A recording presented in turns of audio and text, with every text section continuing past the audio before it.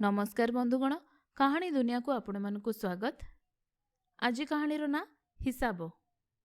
बलराम बाबू को पुओ सह चंद्रमोहन बाबू को झीर विवाह है। बलराम यौतुक बाबद चंद्रमोहन को ठारू 10,000 टंका नेले। 10 वर्ष पर चंद्रमोहन 15,000 टंका सह तांको द्वितीय झीर विवाह देले।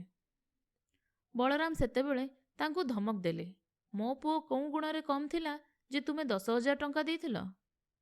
मो हिसाब रे मोर तुमठारू आ 5,000 प्राप्य। चंद्रमोहन कौन कहिबे बुझी पारिले नाही। ग्राम मुख्य पाखकू कथा गला। मुख्य बलराम को डकाई कहले, 10 वर्ष तले तुम पुओ पई 10,000 टंका नेइथिल परा। सुध सह ताहा वर्तमान 22,000 हब।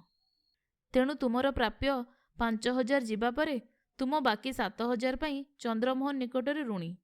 हिसाब बुझिल? बलराम कानमुंडा आउसी चलीगले।